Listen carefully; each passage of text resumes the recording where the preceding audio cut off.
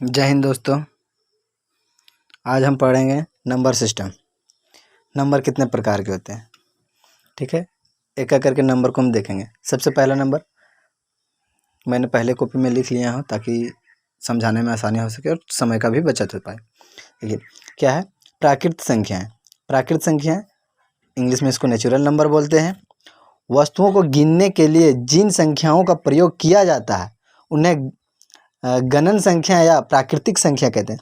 जैसे देखिए, जिसको हम क्या करें, गिनते हैं। जैसे गिनते क्या है, 1 2 3 4 5 6 7 8 9, इसी तरह से गिनते हैं। वही क्या होगा, प्राकृतिक संख्या कह सकते हैं इसको, चाहे गणना की संख्या कहते हैं, ठीक है। जैसे देखिए 1 2 3 4 5 दिया हुआ, ठीक। अब इसको क्या कह सकते हैं, होल नंबर। होल नंबर जिसको पूर्ण संख्या, दूसरा में क्या है, होल नंबर, इसको पूर्ण संख्या कहते हैं। प्राकृतिक संख्याओं में शून्य को मिलाने पर जो संख्याएं प्राप्त होती है उन्हें पूर्ण संख्या कहते हैं। जैसे देखिए प्राकृतिक संख्या क्या मेरा, 1 2 3 4 5, इसको हमको देखिए ये हो गया एक थ्योरी, इसको आद करना है। ये आद नहीं रहेगा तो आगे जाकर हम लोग क्वेश्चन में फंस जाएंगे। देखिए अभी जैसे पूर्ण संख्या को समझना है तो उसके लिए हमको प्राकृतिक संख्या को समझना होगा, क्योंकि देखिए प्राकृतिक संख्याओं में शून्य को मिलाने पर, अब इसमें बोल रहा है कि प्राकृतिक संख्याओं में शून्य को मिलाना है। अब शून्य को मिलाना प्राकृतिक संख्या है तो प्राकृतिक संख्या आद रहेगा, किसको कहते हैं, तभी तो हम उसमें शून्य मिलाएंगे।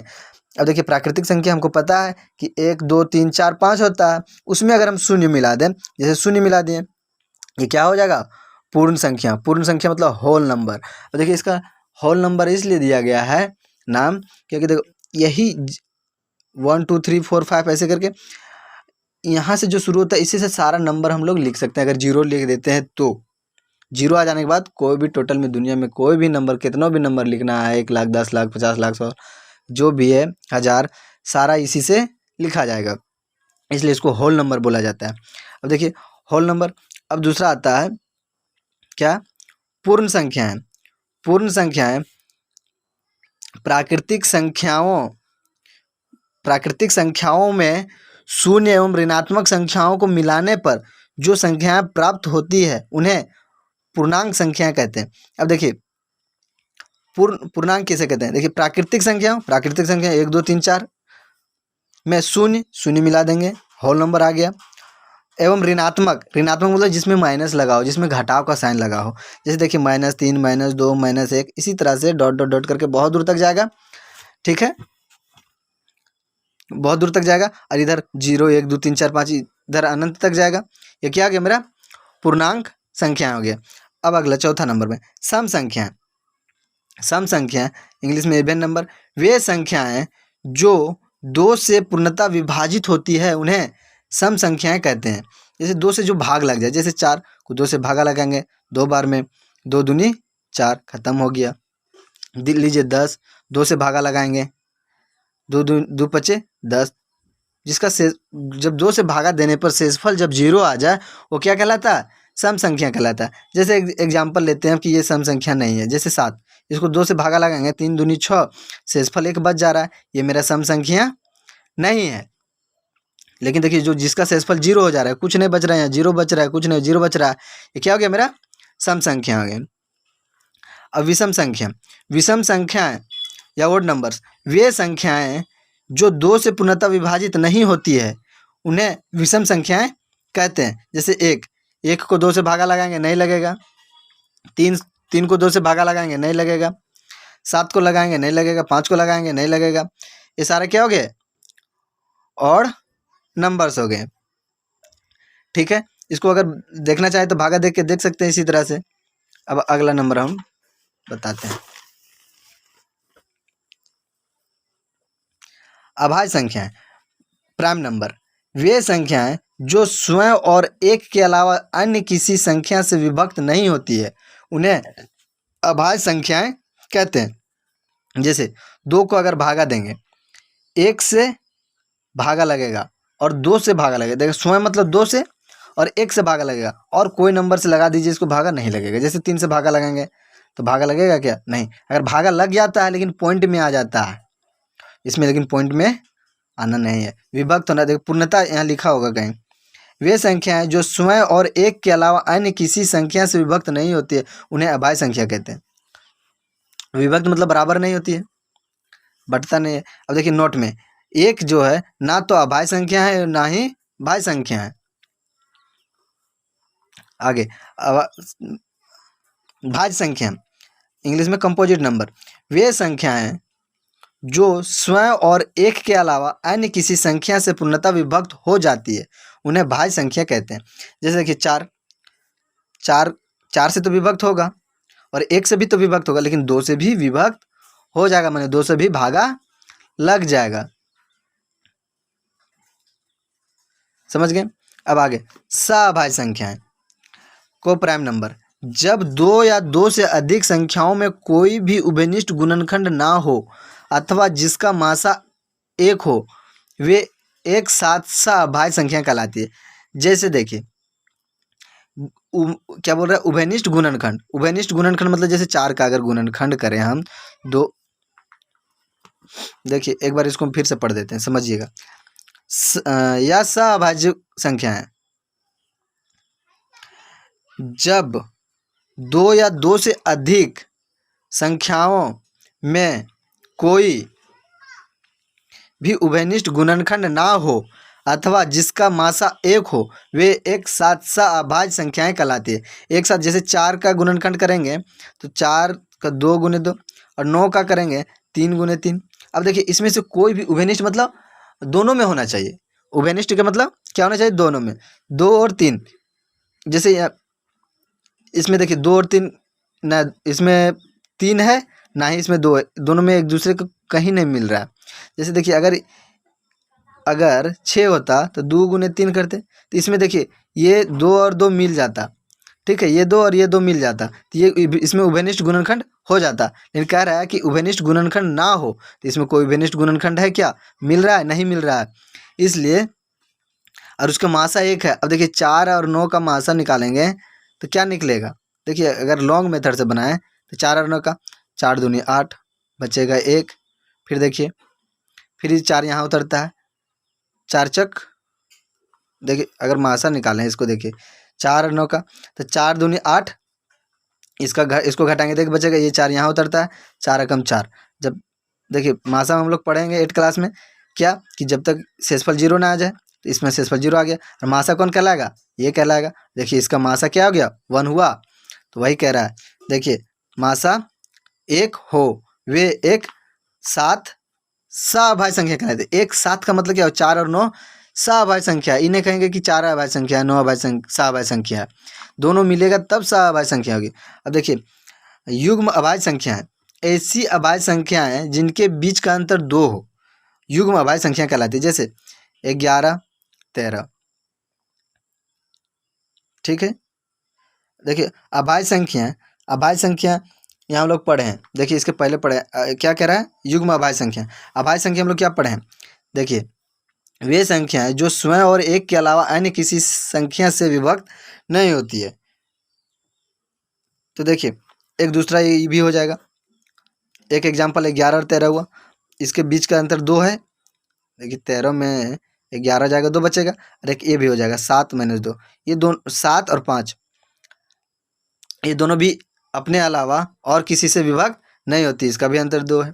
ये क्या हो जाएगा? युग्म अभाज्य संख्याएं कहलाएगा। ठीक है। अब अगला क्या है? परिमेय संख्याएं। परिमेय संख्या किसे? वे संख्याएं जिन्हें p/q के रूप में लिखा जा सकता है, जहां p तथा q पूर्णांक है। अब ध्यान दीजिएगा, इसको समझने के लिए ध्यान दीजिए। p/q के रूप में लिखा जा सकता है, और p और q क्या है? पूर्णांक। पूर्णांक अभी बताया क्या कि -1, -2, -1, 0, 1, 2, 3, इधर डॉट डॉट बढ़ेगा, इधर -2, -3, डॉट डॉट डॉट इधर बढ़ेगा। तो माइनस और प्लस, नेगेटिव पॉजिटिव दोनों को लेकर और 0 को भी अगर उसमें रख दें तो पूर्णांक कहलाता है। तो पूर्णांक में अब कुछ भी हो सकता है। जैसे देखिए 3/4, 3 भी मेरा पूर्णांक है, 4 भी पूर्णांक है, p/q के रूप में लिखा गया है। 5/6 ये भी पूर्णांक, ये भी पूर्णांक। 4 देखिए अब इसमें बोलेगा p/q के रूप में नहीं, और नीचे कुछ नहीं है तो ये 1 है, नीचे कुछ नहीं तो ये 1 है। इसलिए यह पी बाई क्यू के रूप में है। देखिए ये भी 1 है, इसको पॉइंट हटा देंगे, अगर पॉइंट हटाएंगे तो 100 हो जाएगा नीचे। देखिए 1.77 को अगर पॉइंट हटा देंगे तो पॉइंट के बदले एक, इधर जितना अंक है उसके लिए डबल जीरो, एक 2 अंक है तो 2 जीरो, जीरो भी, अब जीरो को 1 बाई कर सकते हैं, पी बाई क्यू के रूप में आ रहा है। और देखिए एक चीज़ और इसमें ध्यान देना है, परिमेय संख्या क्या कहलाए, जैसे 2.3, इसको हम लोग इंग्लिश में रैकरिंग कहते हैं, हिंदी में बार कहते हैं। अब देखिए इसका मतलब हुआ 3 कि 2.333333 इसी तरह आते जा रहा है, और इसको स्टॉपेज करने के लिए हम लोग इसको क्या करते हैं, 2.3 में बार लगा देते हैं। ठीक है, मतलब रिपीट होना चाहिए, अगर उसको भागा लगा रहे हैं तो वो रिपीट होना चाहिए, तो क्या कहलाएगा, परिमेय संख्या। अब देखिए अपरिमेय संख्याएं, इरेशनल नंबर, वे संख्याएं जिन्हें पी बाई क्यू के रूप में नहीं लिखा जा सकता, जहां पी तथा क्यू पूर्णांक है एवं Q not is equal to zero, Q zero के बराबर नहीं है, अपरिमेय संख्याएं कहलाती है। जैसे रूट टू को हम पी बाई क्यू के रूप में लिख सकते हैं क्या, रूट टू को देखिए 2 का 2 और रूट का वैल्यू पावर में 1/2, इसको हम पी बाई क्यू के रूप में लिख सकते हैं, नहीं लिख सकते हैं। रूट 15 का भी नहीं लिख सकते हैं, ये तो ये और ये सेम टाइप का है, उसको भी नहीं लिख सकते हैं। पाई पाई का वैल्यू होता है 22/7, अगर इसको हम भागा देंगे बोलते, इसको तो हम लिख सकते हैं। देखिए पाई का वैल्यू 22/7, तो पाई का वैल्यू 22/7, तो इसको हम बोल पी का वैल्यू लिख सकते हैं, पी बाई क्यू के रूप में तो हो गया। देखिए ये भी 22 भी 22 मेरा क्या है, पूर्णांक है, 7 भी पूर्णांक है, तो पी बाई क्यू के रूप में तो इसको लिखे थे। फिर ये अपरिमेय संख्या कैसे हुआ, अपरिमेय संख्या इसको ऐसे हुआ क्योंकि इसको अगर भागा दीजिएगा, देखिए भागा देने पे हमेशा रिपीट नहीं करेगा, 7 तिया 21, 1 बचेगा, 0, 7 एकम 7, 7 बचेगा, फिर यहाँ 3 बचेगा, फिर 4, देखिए रिपीट कहीं नहीं करेगा, इसमें देखिए रिपीट करेगा। ठीक है, इसमें रिपीट कर रहा है। जैसे इसको अगर हम 9 को भागा दे दें हम किससे,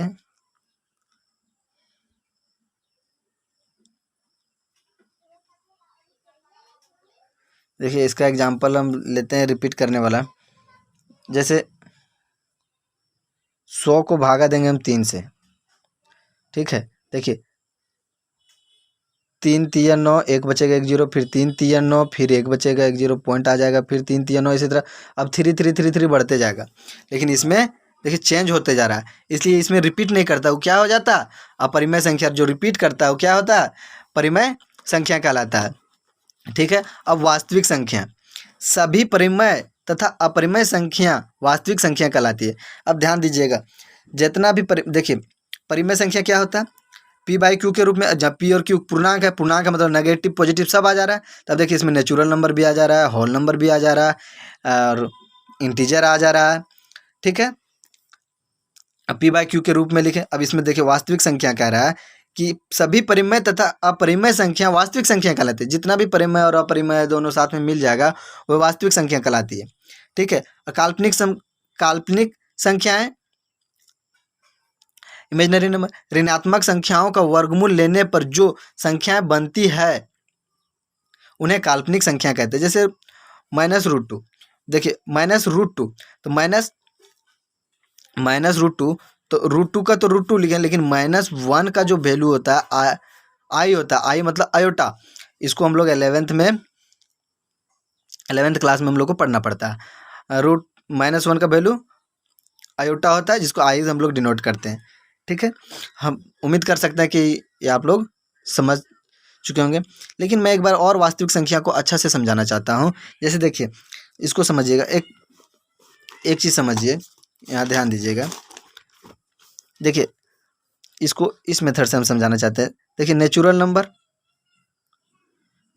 क्या हो गया, प्राकृतिक संख्या 1 2 3 4, अगर इसमें हम 0 जोड़ दें, 0 1 2 3 4, ये क्या होगा, होल नंबर पूर्ण संख्या।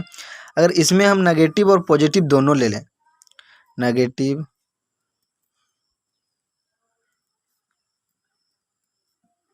पॉजिटिव, ये क्या होगा, मेरा पूर्णांक इंटीजर हो जाएगा। अब देखिए पूर्णांक हुआ, पूर्णांक के बाद देखिए अब उसके बाद आ जाएगा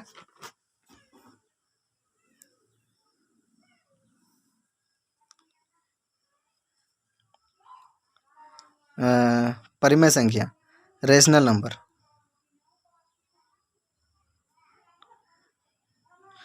और इरेशनल नंबर सब मिल जाएगा। ये रेशनल और इरेशनल रह गया, ये दोनों साथ में रहा, ये क्या कहलाएगा? मेरा वास्तविक संख्या मतलब रियल नंबर कहलाएगा। क्या कहलाएगा? ये रियल नंबर कहलाता है। समझ गए? देखिए, तो नेचुरल को हॉल में मिला देंगे, जीरो लगा देंगे, हॉल नंबर पूर्ण संख्या कहलाएगा। प्राकृतिक संख्या को जीरो लगा देंगे, पूर्ण संख्या में नेगेटिव ले लेंगे। पूर्णांक से हम अपरिमेय संख्या और परिमेय संख्या निकालते हैं P/Q के रूप में। इसको तभी समझा देंगे। और ये दोनों को साथ में रख ले तो वो क्या कहलाता है? वास्तविक संख्या। थैंक यू दोस्तों।